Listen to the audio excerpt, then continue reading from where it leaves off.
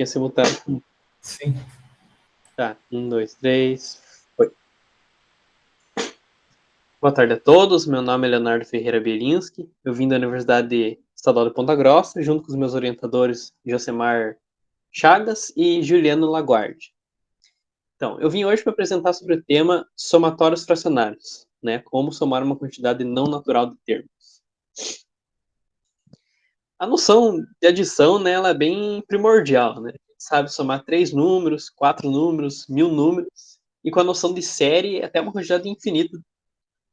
Mas o que poderia significar, por exemplo, a soma de menos 3 números, de π números, ou, de forma mais ambiciosa ainda, a soma de uma quantidade complexa de números? Como é que a gente entende uma coisa desse tipo? Então, para um primeiro exemplo dessa ideia, se a gente considerar a soma clássica, né? 1 mais 2 mais 3 mais 4 até n, a soma dos n primeiros números naturais, a gente consegue provar que o resultado é n vezes n mais 1 sobre 2. Né? Gauss deve ter provado isso com 7 anos, salvo engano. Mas enfim, a gente sabe que a soma dos n primeiros naturais é n vezes n mais 1 sobre 2.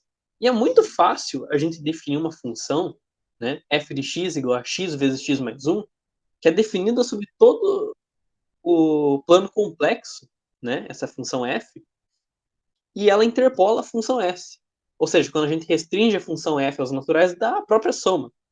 E além disso, parece uma interpolação muito razoável, muito natural, né? Uma função holomorfa. É uma função muito bonita que realmente parece ser a mais natural a interpolar essa soma.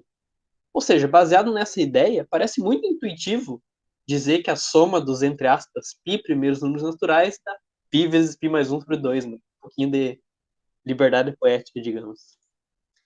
De forma análoga, se a gente tem as fórmulas fechadas de somas, como por exemplo, a soma dos n primeiros quadrados perfeitos, dos n primeiros cubos perfeitos, ou a série geométrica, a gente consegue interpolar de um jeito muito intuitivo essa soma e expandir, né, para, entre aspas, versão contínua da série. Né? Enfim, essa teoria de somatórios fracionários, a ideia dela é definir o que seria, como eu já disse, a soma dos z primeiros termos de uma função f, né? E isso corresponde, como eu já falei, a definir qual é a interpolação mais natural para a função que associa cada natural ao somatório de k igual a 1 até n de uma função f de k. Né? Mais para frente vou dar uma definição um pouquinho mais rigorosa para isso daí. E em seguida, novamente, calcular qual que é o valor dessa interpolação em algum valor que seja um número natural, né? A gente já sabe o que é nos naturais. Por mais estranha que uma ideia desse tipo possa parecer, muitos resultados interessantes e exóticos, né, aparecem quando a gente analisa somas em um contexto contínuo. Aqui vai uma definição um pouquinho mais precisa do que a teoria dos somatórios fracionários pretende fazer.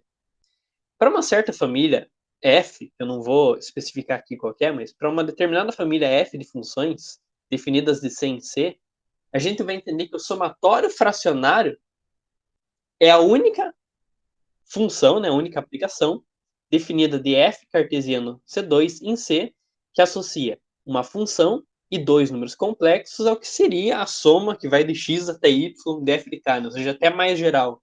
Não é a soma que vai de 1 até um número complexo, mas sim de um número complexo até outro número complexo. Né? E a gente vai fazer isso, obviamente, de forma a manter propriedades clássicas, né, dos somatórios clássicos. Né? A gente vai definir essa aplicação como sendo a única aplicação que satisfaz alguns axiomas. Dentre eles, né, esse axioma, que é o axioma da continuidade, né, ou seja, se a soma vai de x até y e depois continua de y mais 1 até z, é a mesma coisa que ela tivesse ido de x até z. Tem o axioma da translação, que é válido para, bem entendido, né, para somatórios clássicos, quando a gente tem x e y naturais, y maior ou igual que x e s um inteiro, né, vai. O axioma 3, que é a linearidade, ou seja, a gente pode separar tudo ali de forma tranquilinha, e o axioma 4, né? Mas enfim, tem outros axiomas, aqui são alguns exemplos deles, né? Eles servem para que a gente consiga achar aquela aplicação definida de f cartesiano C2. Claro que esses não são os únicos axiomas, mas eu não vou listar todos aqui. Então, um exemplo um pouquinho mais sofisticado é do número harmônico, né? que eles são definidos pelo somatório de I igual a 1 até N de 1 sobre I. Como eles não possuem uma forma fechada, né, a gente tem que ter uma abordagem diferente.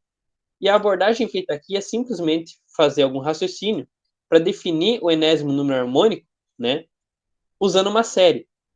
Só que note que essa série, né, na equação 2, se eu trocar aquele n ali por qualquer número complexo, né, desde que ele não seja menos 1, 2, 3, senão em algum momento vai dar divisão por zero, se eu trocar esse n por qualquer número complexo razoável, digamos assim, essa série vai estar bem definida.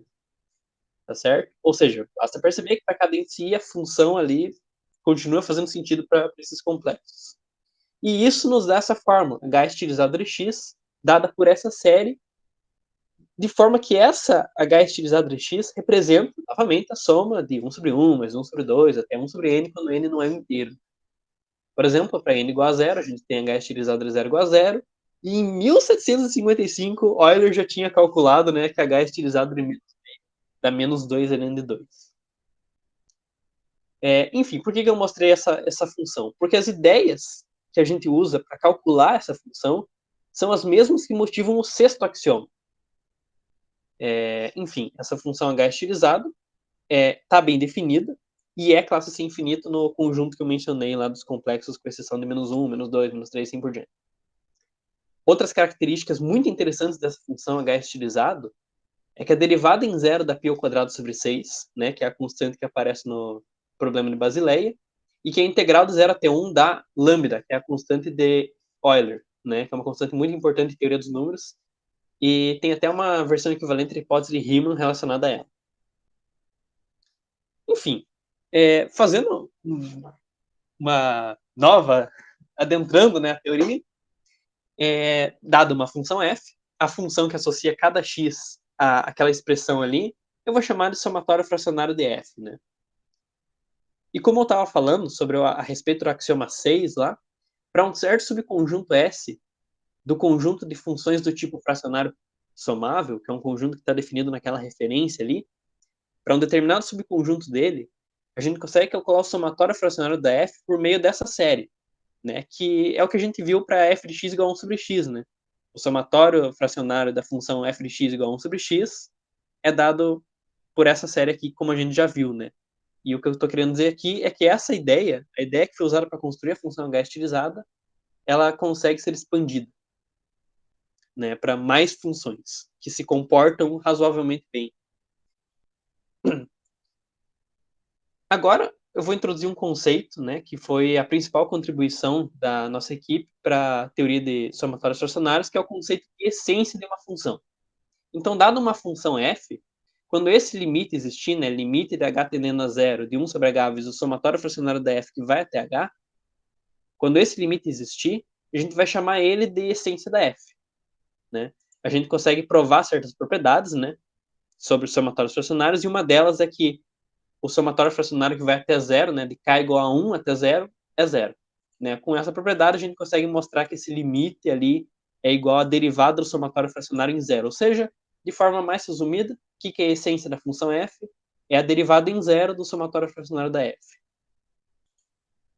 Aqui está uma tabela das essências, né, que já é muito interessante, porque, por exemplo, a essência da função que associa x a x elevado a w é menos w vezes a função zeta de w de 1 menos w, né? Aparece também os números de Bernoulli aqui, logaritmo natural, π, várias constantes, né? A constante, novamente a constante de Euler, novamente a função zeta, já aparece muita coisa interessante simplesmente por calcular a essência dessas funções, né? Mas mais que isso, para alguns pares de uma função em um número complexo, a gente consegue mostrar, em alguns casos, de maneira rigorosa, em outros, de maneira formal, que a derivada do somatório fracionário da f é a essência mais o somatório fracionário da derivada, ou seja, a gente consegue passar a derivada para dentro simplesmente a custo da essência, né? E baseado nessa primeira identidade, a gente consegue fazer a segunda, que é nada mais nada menos que a série de Taylor do somatório fracionário em torno de zero, né? Ou seja, para a gente calcular o somatório fracionário, a gente precisa saber as essências de todas as derivadas da função. E isso é muito forte, muito forte. Porque, como eu mostrei lá atrás, a gente consegue calcular as essências do logaritmo, né? A essência do logaritmo é menos a constante de Euler, e a essência das derivadas do logaritmo é dada por essa expressão aqui, envolvendo a função zeta. Simplesmente sabendo isso, a gente consegue essa identidade fortíssima, né? Que é ln da função gama de x mais 1 igual a menos a constante de Euler x mais essa série, né? Uma vez que o somatório fracionário do logaritmo é possível provar que resulta no logaritmo da função gama de x mais 1. Então, é uma igualdade muito forte que foi obtida muito facilmente com o conceito de essência, né? Outra aplicação da essência é que a gente consegue ganhar uma generalização da fórmula de Euler-Maclaurin para o contexto de somatórios fracionários, né? Como a essência é como se fosse um funcional linear, se a gente supuser que ele é mais que linear, ou seja, que ele também funciona para somatórios infinitos e não só para somatórios finitos, então, para um determinado par de uma função f e um número complexo x que satisfaz aquelas identidades que eu mostrei lá atrás, a gente consegue fazer o seguinte cálculo formal, né, que eu não vou detalhar muito aqui, mas a gente pega o somatório fracionário da f, escreve como série de Taylor em torno de zero, usando a essência, e aí usa a, entre aspas, linearidade infinita da função essência, né? Supõe que isso funciona, e com um pouquinho mais de cálculo a gente já ganha imediatamente a fórmula de Euler-Maclaurin, né? Que mais que isso faz sentido para x real, né? A fórmula de Euler-Maclaurin fala de somatórios clássicos, né? O somatório de k igual a 1 até 30, o somatório de k igual a 1 até o número inteiro, né? Por meio dessa fórmula. Enquanto com a teoria de somatórios fracionários, né, e mais a noção de essência, a gente consegue uma generalização disso para x real e talvez mesmo até para x complexo, né, por meio dessa fórmula aqui e de uma maneira relativamente simples. Uma outra grande aplicação do conceito de essência é que, para algumas funções, como a gente já viu, a essência dela é menos a série da derivada, né? Como a gente viu, se a gente pega a função φ como sendo φ de x igual a 1 sobre x, a essência lá dá π ao quadrado sobre 6, né? Com base nisso, a gente propõe a seguinte forma de regularizar uma série divergente. Se o somatório de k igual a 1 até infinito de f de k é uma série divergente, então a gente vai definir que a regularização dela é menos a essência de f maiúsculo, onde f maiúsculo é, entre aspas, a primitiva mais natural de f. Alguns exemplos. A gente pega f de x igual a x, a primitiva mais natural a gente vai considerar que é x ao quadrado sobre 2, né? E a gente consegue calcular a essência de x ao quadrado sobre 2, né, que é o segundo número do Bernoulli, e fazer esse cálculo, né? Ou seja, a gente ganha a famosa série de Ramanujan, né? 1 mais 2 mais 3 mais 4 mais 5 até infinito, dando menos 1 sobre 12, né? Claro que é uma série divergente, mas isso é um método de regularização. Um outro exemplo é para a série de grande, 1 menos 1 mais 1 menos 1 mais 1 menos 1, que é calculada como sendo meio, né? Obviamente essa série, novamente, ela diverge, mas a gente regulariza ela para ela dar meio. E a gente consegue também calcular esse valor meio por meio dessa noção, né? A gente pega a função menos e elevado a pi x, pega a primitiva mais natural e calcula a essência, né? Simplesmente fazer isso, a gente ganha que vale meio, né? Outras funções foram testadas, como a função constante, a função 1 sobre x, né? Que é difícil de regularizar essa série, a gente consegue regularizar ela com uma certa facilidade, usando o conceito de essência, e menos e elevado a pi x vezes x, e todos os resultados que a gente testou coincidiu com os resultados da literatura de generalização de regularização de série divergente. Então, nessa apresentação, eu introduzi o conceito das ideias iniciais que levam para a teoria dos somatórios fracionários, detalhei a questão dos números harmônicos, né, porque aparece a constante de Euler e o π ao quadrado sobre 6, né, do problema de Basileia. Depois eu fiz uma breve fundamentação e apresentei o conceito de essência. E por fim, como vocês viram, eu mostrei as aplicações do conceito de essência para ganhar uma generalização da fórmula de Euler-Maclaurin e, além disso, um método de regularização de séries divergentes. Então, essas aqui são nossas principais referências, né? Eu diria que a principais dela é a do Miller, né? How to add a non-integer number of terms. E é isso. Muito obrigado pela atenção.